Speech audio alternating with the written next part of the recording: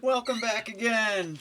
As I was rudely interrupted by my camera running out of battery life and dying on me, I moved ahead with what I was doing because I wasn't sure where it left off. I put in all the transistors; them are all the same. There's a couple things to note that I want to make sure that you guys understand here on the clock. This is the 6-digit alarm slash timer slash counter slash stopwatch. Basically, is when you're putting in between our chip here and the resistors, which are all 1K. There is 7 of them altogether, and you're gonna get in between here, and you're gonna be like, wow, them are really close, and they actually wanna, because they are so close, they're gonna want to bridge. Well, if you take the board and look up through the light through it, you can see that there is a track to that runs from the chip here through the resistor. So that's absolutely okay that they do bridge. In fact, most of mine have, if you can see right here. And that's not a problem at all. Like I said, there is a track there. The LEDs, you want to make sure that you put them the right way around, positive and negative. The way the arrow is set up with the LED is you're going to have LED is like this.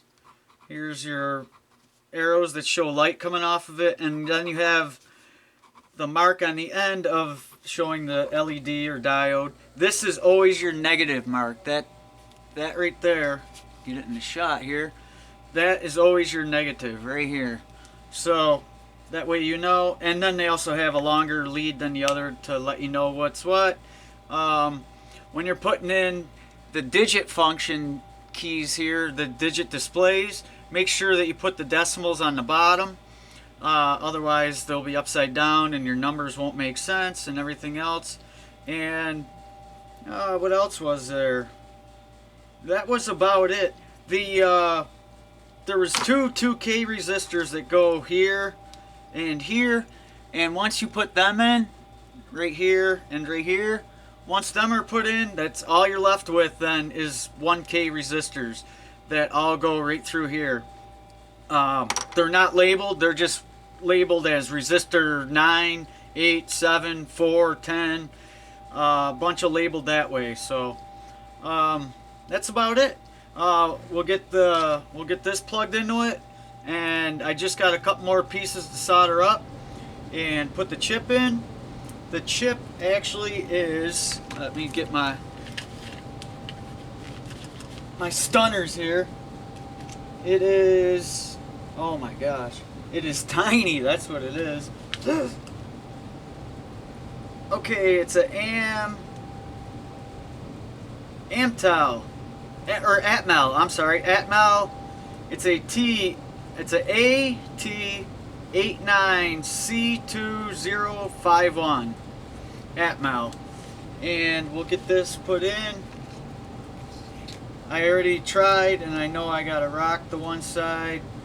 Which one? And the little notch here, you gotta make sure you put the notch in the right way. There's a notched part on the board itself, and then your socket also has a notch right here, if you can see where my finger is there. And so you got to make sure the notch on the chip matches that, and you're going to want to put it on the table here and just press down to get them all aligned. They're always made where they're splayed away, they're splayed out a little too far. That's just how chips are. And we'll see if I still have them too far. They still? No, I think I got them. And just get them worked in. That could go just a tad more, I guess. There. Again, just put it on a flat table and just push down the sides of it, and the pins will line up a little better. There it goes. And I don't want it to go all one way. I would like it to, there it goes. Ooh. There. It's in. It's happy. It's home. As you can see on the end there. And I'll finish soldering down my digits here and we'll be done. So got my iron. It's nice and hot again. Get it cleaned off because it was sitting here for a little bit. And I'm just going to feed this right in. The board's big enough now that I can just feed this right in. My temperature, I'm right at 350 on my TS100. That's what works for me. You'll have to kind of play around to see what works with yours and how it's calibrated and every other thing. And while you're building this, always be careful that you don't jump or make jumpers between pins that aren't supposed to be by having too much solder. You can do that. And like I said, the only one that is allowed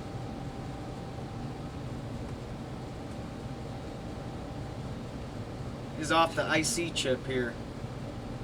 And they're so close together, it's kind of obvious that they have to almost go together. There we go. Just didn't have quite enough in there. Doesn't want to go around the back side.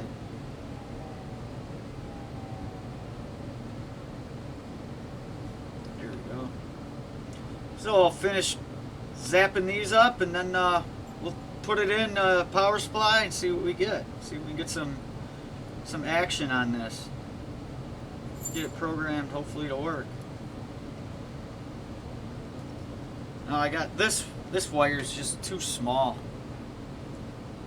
Just a little too small. That's for my really tiny stuff.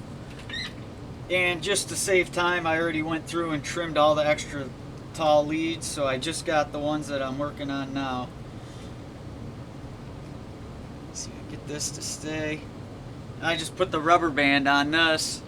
That way it holds all the solder wire, especially the real thin stuff. Otherwise it all wants to unwrap.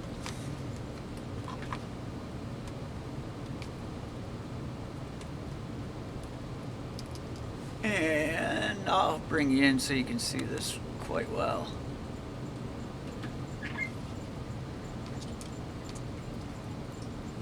And I wrote down the directions on how to use this too. Oh, wrong way.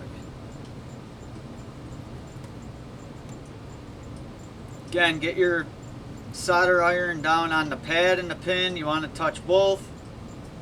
And then just feed in. What the hell's going on here?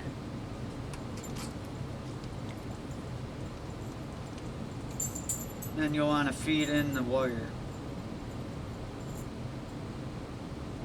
The solder. Try to get out of the way so you guys can, there we go, so you guys can see it a little better. Man, my eyes are horrible today. I can't see nothing.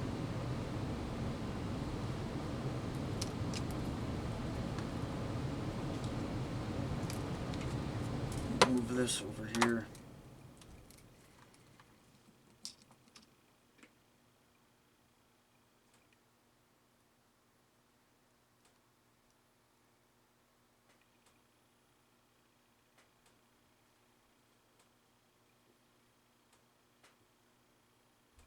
There we go.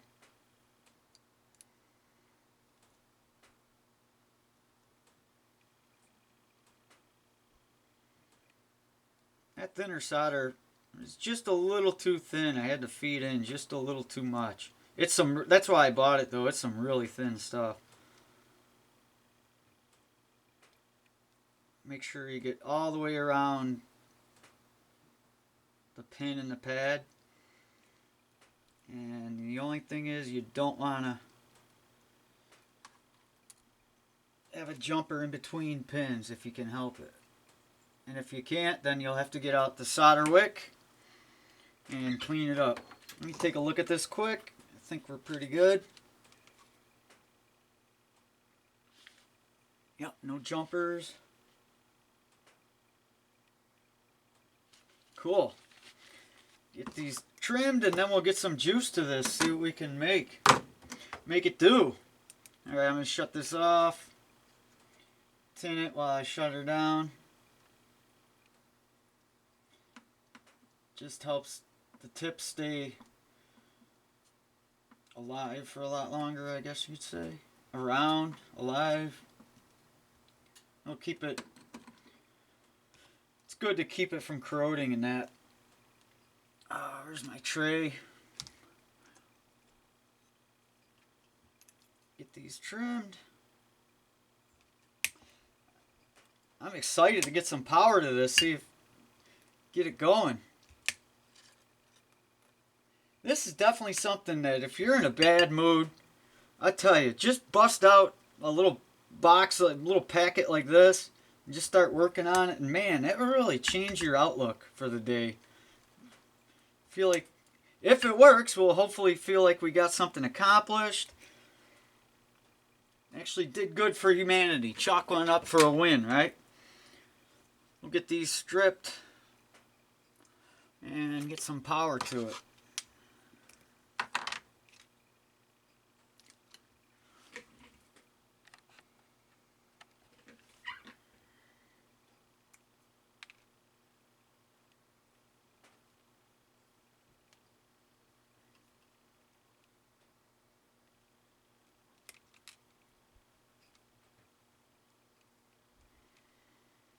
Got your positive, negative. Make sure you got them going the right way with your positive on the red and negative on the black.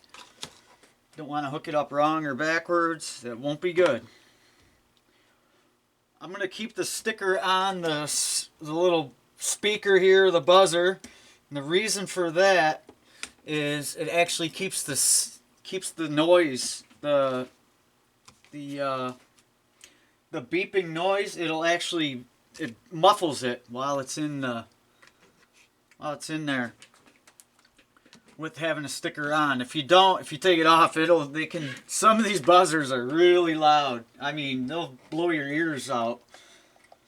We'll get these hooked up. Black on negative. Red to the pos. Make sure these ain't gonna touch. And you're running around 7 to 12 volts is what this is recommended at. Again, it's got the 78L05, which is the 5 volt regulator. So the higher the voltage you put into it, more than likely that's more that the 78L05 is going to have to dissipate. So probably the better you run it cooler, the better. Let's get 12 volts. I'll show you what we got here. Here's the power supply. Oh, I gotta get this off or it's gonna fall off my head. Right here is the power supply. Get my voltage to 12. We don't want 12. We'll go 8. About 8. And we'll left 500. I would say 200 milliamps. We'll limit it to. Turn it on. Yeah! Woo! Look at this, guys. Heck yeah! It works! It works! That's awesome. Oh yeah! Now it's meant to be. Oh, grand. Now there's a way to. I had the directions here on the computer. Let's see. It's saying to set the alarm, and that's how. Let me write this so you guys can see it. The switch numbers. I'll write them in red. So it goes S3, S2, and S1. And that's how it's going to look if you're looking at it from your guys' point of view. Come on, come on. Boy, this thing's so tough to use. Camera's sweet though. So S3, S2, S1. Oink, oink, oink. Okay, we'll do alarm clock. It says to hit S3 twice. So here's S3. Yeah, we'll just do time for now. We'll do it, hit it once. And then if you add hours with S2, so add hours with S2, which is here. I don't even remotely know what time it is. 8:13. So we'll go to 8.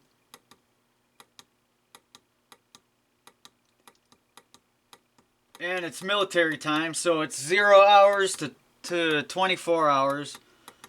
There's 8. Now we'll hit oh yeah, S1 is for minutes. So I said 13. We'll go 8:14. And the seconds one you can't correct. So now I should be able to hit S3. And it didn't work. Why didn't it work? 1 for clock. Huh. S3. 1 is for clock. S2 is for hours.